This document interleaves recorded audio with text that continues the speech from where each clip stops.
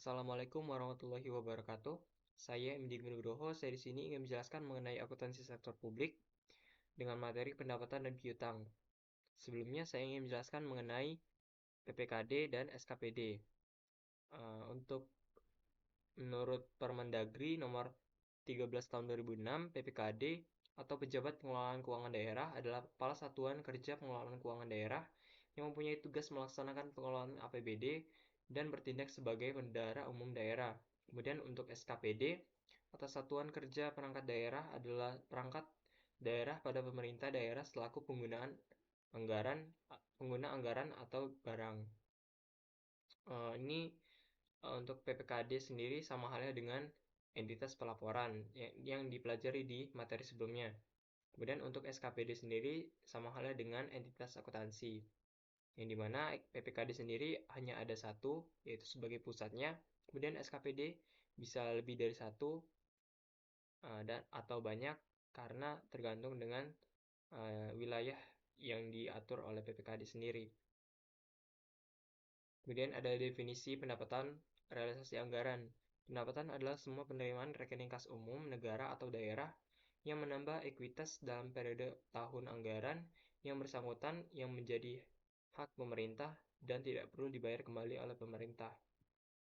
Kemudian ada klasifikasi pendapatan laporan realisasi anggaran.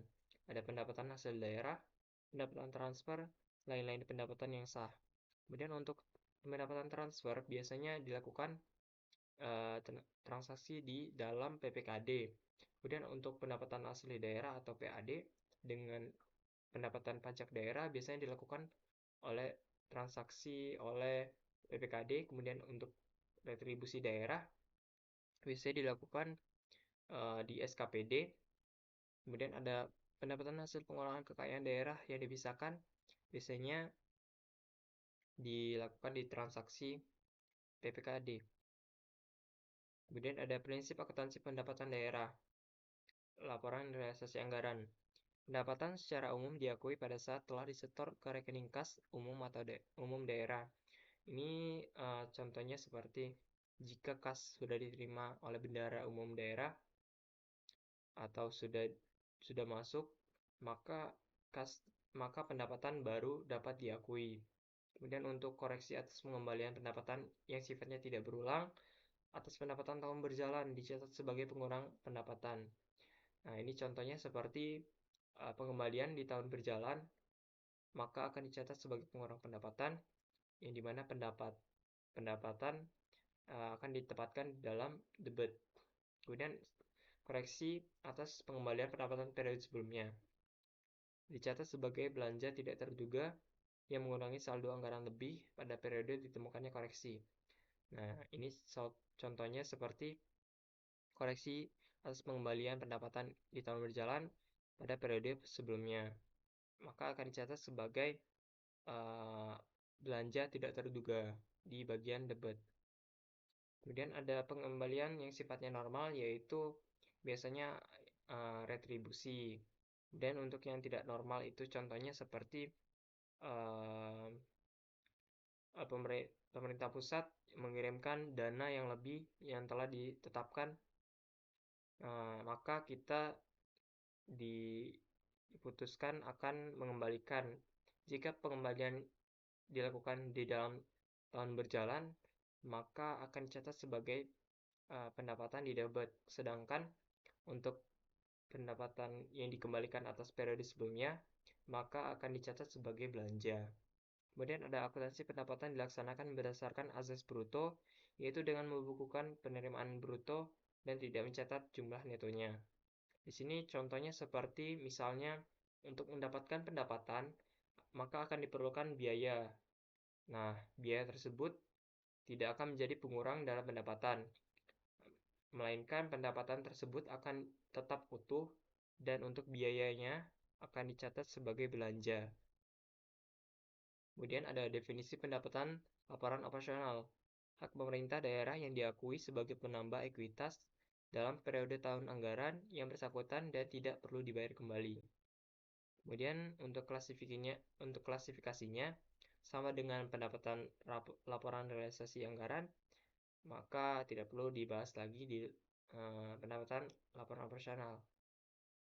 Kemudian ada prinsip akuntansi pendapatan daerah, laporan operasional. Pendapatan laporan operasional diakui saat timbulnya hak pendapatan LO.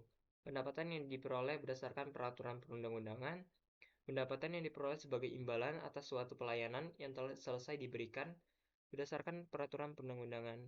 Kemudian ada pendapatan direalisasi untuk mengakui pendapatan LO yang berupa hak yang telah diterima oleh pemerintah tanpa didahulunya penagihan. Ini contohnya seperti hibah. Kemudian ada kode akun laporan realisasi anggaran dan kode akun laporan realisasi operasional.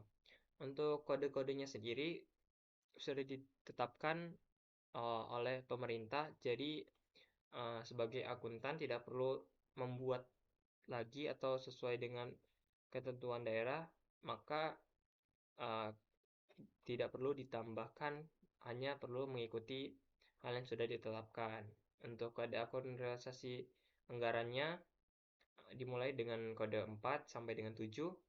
Untuk operasional sendiri dimulai dari kode 8 sampai 9. Kemudian ada pencatatan pendapatan yang diterima oleh PPKD. Untuk jurnal LO-nya sendiri yaitu RK PPKD pada pendapatan LO. Kemudian untuk jurnal LRA-nya perubahan sal pada pendapatan LRA. Kemudian ada pencatatan yang diterima SKPD saat penerimaan. Untuk jurnal LO-nya kas di bendara penerimaan pada pendapatan LO. Jurnal LRA-nya perubahan sal pada pendapatan LRA. Kemudian ada pencatatan pendapatan yang diterima SKPD saat penyetoran ke PPKD. Kemudian yaitu ada RK PPKD pada kas di bendara penerimaan. Penyajiannya yaitu pendapatan LRA disajikan di dalam laporan realisasi anggaran, sedangkan untuk pendapatan LO disajikan di laporan operasional. Kemudian lanjut ke akuntansi piutang, yaitu piutang adalah hak tagih pemerintah kepada pihak lain yang belum diterima pembayarannya. Hak tagih tersebut bisa berasal dari kewenangan Pemda, misalnya untuk memungut pajak daerah, retribusi, atau hak tagih karena memberikan pinjaman kepada pihak lain. Kemudian ada jenis piutang. Ada dua jenis, yaitu piutang pendapatan dan piutang lainnya. Kemudian untuk piutang pendapatan ada piutang pajak, piutang retribusi, dan piutang hasil kekayaan daerah yang dipisahkan. Di sini contohnya seperti dalam BUD dalam membagikan pengumuman dividen, maka pencatatannya dividen tersebut dibagikan untuk tahun selanjutnya. Untuk pencatatannya sendiri yaitu piutang hasil kekayaan daerah pada pendapatan hasil kekayaan daerah. Kemudian untuk pada saat penerimaannya yaitu kas daerah pada piutang hasil kekayaan daerah yang dipisahkan LO. Kemudian untuk LRA-nya yaitu perubahan sal pada pendapatan hasil kekayaan daerah yang dipisahkan. Kemudian ada piutang lain-lain POD yang sah, kemudian piutang transfer pemerintah pusat, piutang bantuan kekayaan, piutang hibah, dan piutang pendapatan lainnya.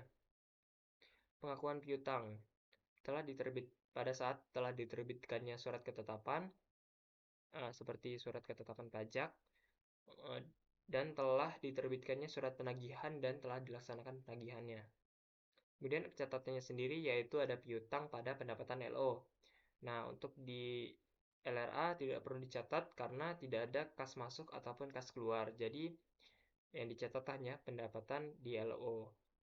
Dan untuk penyajiannya disajikan sebagai aset lancar di neraca sebesar nilai jatuh tempo dalam tahun berjalan dan akan ditagih dalam 12 bulan ke depan berdasarkan surat ketentuan penyelesaian yang telah ditetapkan.